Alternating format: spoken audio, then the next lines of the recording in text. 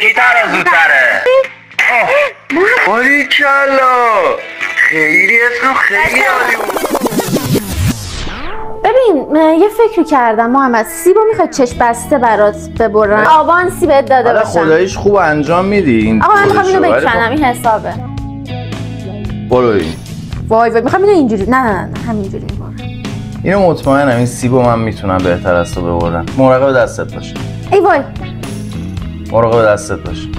بچه گندو زدم، چشمم زد، بالاخره چشمای محمد کار خودشو کرد. 59 60 نه. برو 51. اینو دیگه من میبرم. 8 اختلاف داری. اینو من میبرم. تو چشمم زدی تو. اینو من میبرم. ببین هر کار کنی این یه دونه رو فوقش ببری، دو تا آره اینو که 100% میبرم، اون بعدی هم میبرم. احتمالاً مساوی میشیم. تو پلیش جفت طرف باید بیفته. فکر میکنم دقیق زدم، چون میدونی این رگه های وسطش قشنگ نصف شد. بریم 58 فکر میکنم دقیق زدم اصلا خودشو. 55 دیدی؟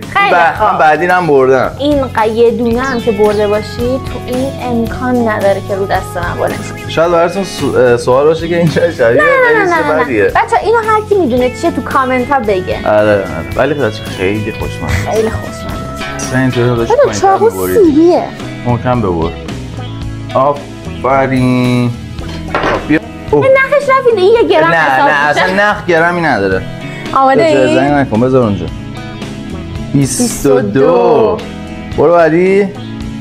واه باریکلا. بچه خودم باور خیلی عالی بود. شهر آب و اجدادیم، سوغاتش منو نجاتم داد. ولی من میدونی چی کار میکنم؟ این ور نازکتره، این ور یه خورده کلوفتره. من از اینجا باید برابر باشم با تو. خب باید یه جوری بزنم که این دستو بگیرم ازت.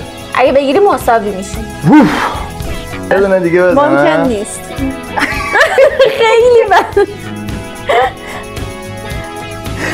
23 18.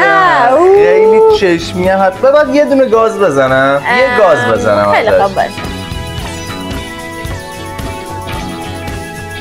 19 دیدی؟